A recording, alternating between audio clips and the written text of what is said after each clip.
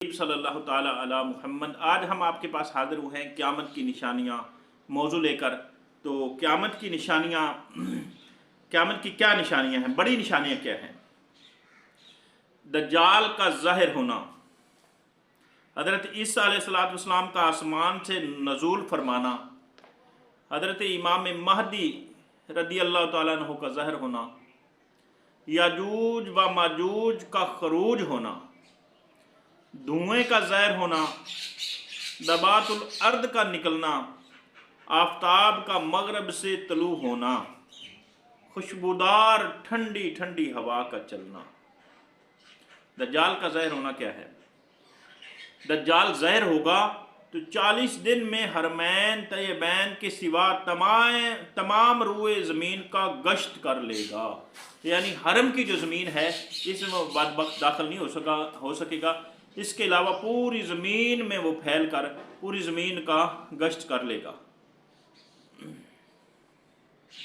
40 दिन में पहला दिन साल भर के बराबर होगा, और दूसरा दिन महीने भर के बराबर, और तीसरा दिन हफ्ते के बराबर, और चौथा और बाकी दिन 24-24 घंटे के होंगे। और वो बहुत तेज़ी के साथ सैर करेगा, जैसे बादल जिसको हवा उड़ाती है।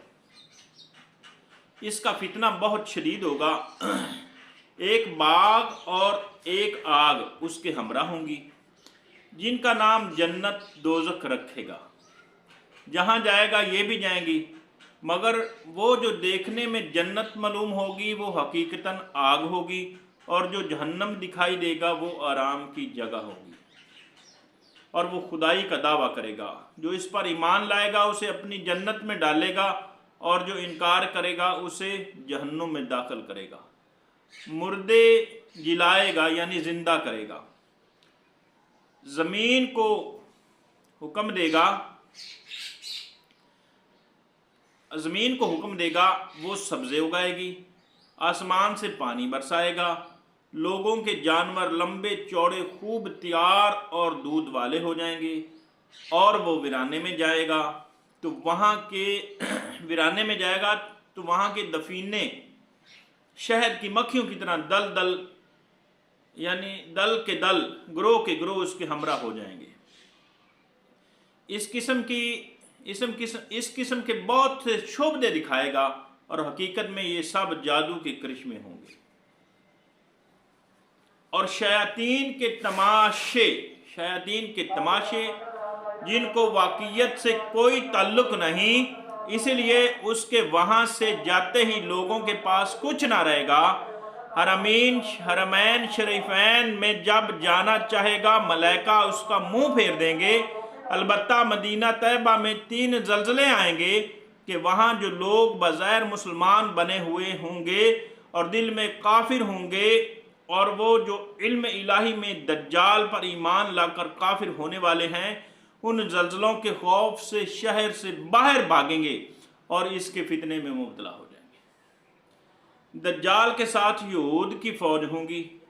उसकी पेशानी पर लिखा होगा काफ़ार यानी काफर, काफेरे यानी काफर, जिसको हर मुसलमान पढ़ेगा और काफिर को नज़र नहीं आएगा। यानी जो मुसलमान होगा वो तो पढ़ लेगा, लेकिन जो काफिर होगा वो इसको ना देख सकेगा।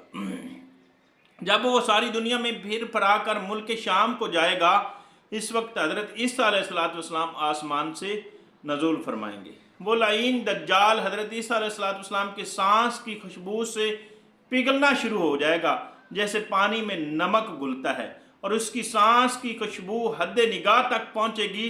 वो भागेगा, ये ताक़ुब फरमाएंगे और उसकी पीठ में नेज़ा मारेंगे और उसको जहन्नुम वासिल कर देंगे। यानी इस तरह उसका ख़ातिमा हो जाएगा।